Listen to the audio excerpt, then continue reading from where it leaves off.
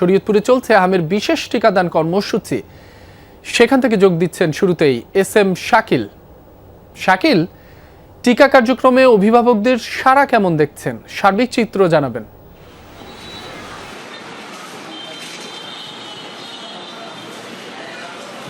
রাব্বি, টিকা কার্যক্রমে কিন্তু আমরা গতকালও দেখেছি, আজকেও দেখেছি যে অভিভাবকদের বেশ সাড়া রয়েছে। কারণ শিশুরা যেই হারে আক্রান্ত হচ্ছে সেই হারে কিন্তু অভিভাবকরা বেশ চিন্তিত। কারণ শিশুরা কিন্তু এই পর্যন্ত 3 জন মৃত্যুবরণ করেছে শরীয়তপুরে। এইটা কিন্তু আমরা এখানকার যারা হাসপাতাল কর্তৃপক্ষ রয়েছে তাদের সাথে কথা বলে জানতে পেরেছি।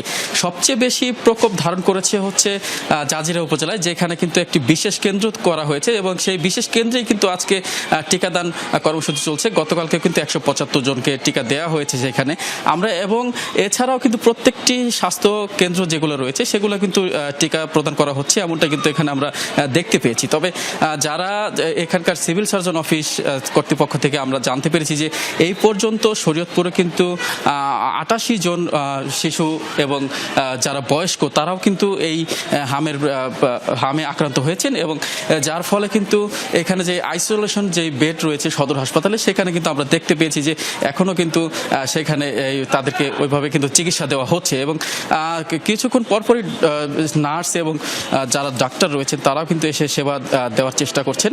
এবং আমরা এখানে যতটুকু জানতে পেরেছি যে আজকে গত 24 ঘন্টায় কিন্তু এই সদর হাসপাতালে 4 জন রোগী নতুন করে ভর্তি হয়েছেন, এবং যেহেতু জাজিরা উপজেলার কথা বলা হয়েছে, জাজিরা কিন্তু যে বিশেষ একটি কেন্দ্র করা হয়েছিল ওইখানে সবচেয়ে বেশি রোগী, এই কারণে কিন্তু বিশেষ রোগী ওইখানে বিশেষ কেন্দ্র করা হয়েছে।